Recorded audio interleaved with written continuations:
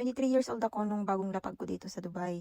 Way back May 2019. Dati sa Pinas, ang trabaho ko guys is Sa SM ako dati guys, minsan sa SM Mega Mall, sa SM Makati Ayala. Tapos meron pa guys, nakalimutan ko nga lang yung place. So bale, palipat-lipat ako nun guys, consignor pala ang trabaho ko nun dati ng isang brand. So ano siya, ladies wear, mga formal attire, ganyan. Krisia nga pala yung brand ko dati.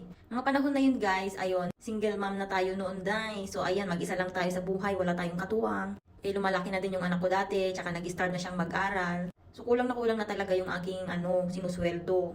Hanggang sa napag-isipan kong mag-apply ng passport, kumuha ng passport. O saglitan ko lang naman yung kinuha guys, siguro mga less than 1 month nakakuha agad ako. And then nalaman ko yung mga katrabaho ko din dati sa SM, ayan, nag-apply sila sa sa abroad, ganyan. So ayun, nag-try din ako guys. Hanggang sa nakasabayan ko sila guys, mag-apply, ganyan, magpunta sa mga interview, sa Pedro Hill, o 'di ba?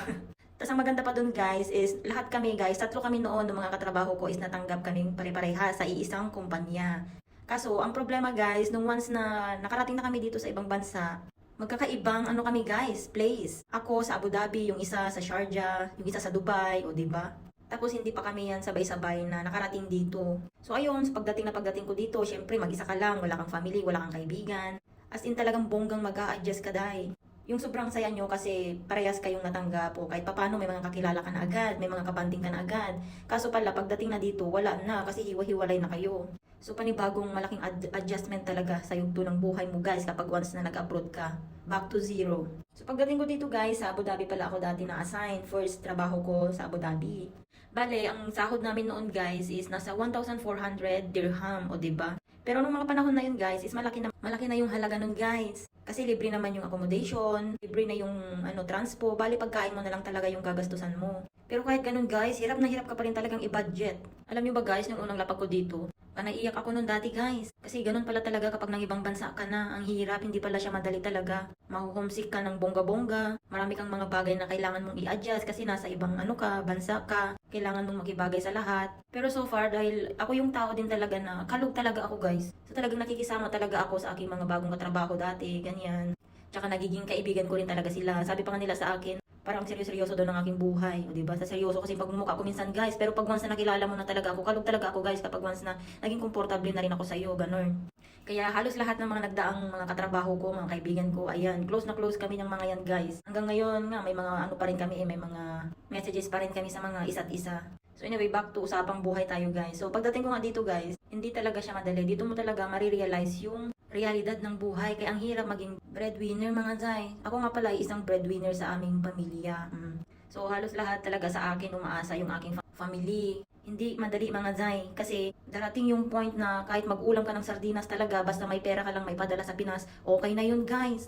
Tsaka ang isa sa pinakamahirap bilang isang OFW guys is kapag once na nagkasakit ka, ganyan, wala kang ibang maaasahan dito talaga kundi ang sarili mo lang. Dito mo talaga matututunan kung paano maging matatag, maging strong, independent, kung paano lumaban ng patas sa buhay. Dito mo talaga marirealize na hindi pala talaga madaling kitain ang pera. So anyway, to make the story short guys, way back 2020, noong nag-start yung COVID, ayan, umuwi ako ng Pinas noon guys. Tapos nung mga panahon na kasi yun guys, is uwi na talaga ako kaya hindi ko na rin talaga kaya. Yung malayo talaga sa pamilya guys, kaya ayun, napauwi ako. So bali hindi ko nga natapos yung kontrata ko noon guys. So dahil nga nung time na yun is COVID, is pinapayagan na talaga lahat na umuwi. Siyempre, pabor na rin sa kanila yun guys, kay COVID walang masyadong customer, ganyan. So hindi ka na pinagbayad. Pero kumbaga sa kontrata mo talaga guys, is kailangan mo tapusin yung kontrata mo bago ka makauwi, ganun.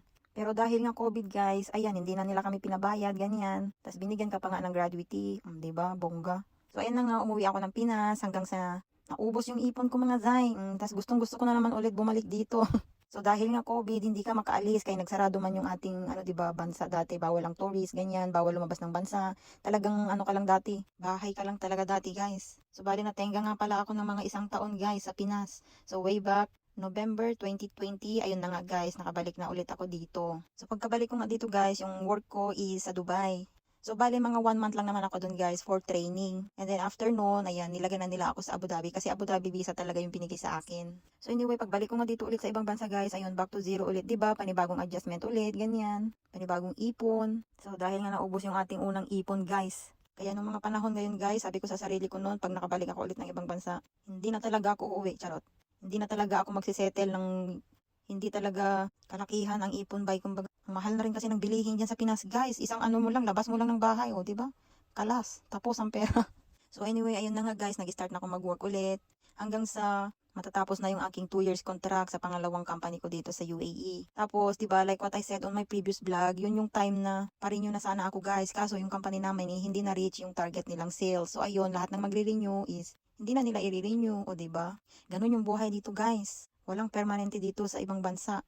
Darating at darating talaga yung mga challenges na mga hindi mo inaasahan ba. Pero kailangan mo lang talagang maging matatag kasi nga naniniwala talaga ako sa kasabihan guys na everything's happen for a reason. Tapos yung mga panahon na yun guys is nakilala ko na pala yung aking Diyosawa noon, o diba? Sa mga hindi nakakaalam talaga guys, dito na kami sa ibang bansa nagkakilala ng aking Diyosawa. Tapos nung time na yun mga guys na nawalan ako ng trabaho, so nandyan lagi yung aking Diyosawa, hindi niya talaga ako iniwan, talagang kinomfort niya ako. Tsaka totoo lang siya talaga yung dahilan kung bakit ko nahanap yung work ko ngayon. Nalaman niya yung work na to guys sa friends of friends niya. So, bali mga isang linggo lang akong natenga nun guys, nakahanap agad ako. O diba, ang bait talaga ni Lord, no?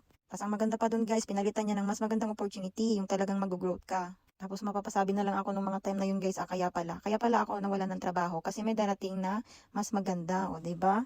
Tapos itong pangatlong work ko nga dito sa ibang bansa guys, yun pa rin yung trabaho ko ngayon, o diba? After nung mga challenges na nangyari sa buhay ko guys, pinalitan talaga ni Lord ng mas magandang opportunity, blessings. After nga nun guys, parang gumaan talaga lahat guys. Nadala ko yung aking kapatid dito, nakakuha ng driving license, nakabili ng sasakyan, o diba? Kahit pa paano mga day, gumaan-gaan na rin yung aking buhay dito. Kahit wala pang naiipon sa Pinas, o diba? Malay nyo, keep working hard lang talaga mga day, magtiwala sa sarili, keep praying. Hard work and prayer is the key, ika nga, diba? Wala akong ibang hiling talaga guys, kundi yung maging successful naman kami ng aking kapatid dito sa ibang bansa para sa aming pamilya sa Pinas. So anyway, magsi 7 years na nga tayo dito mga Zay. So anyway, yun lang aking kwento mga Zay. O diba, sa kakakwento ko, nakapaglinis na ako ng aming partition. O diba, bongga, linis na mga Zay. So anyway guys, ito lang muna yung ating video for today. Thank you for watching and see you on my next mini vlog. Salamat! Habibi, come to Dubai. Charot.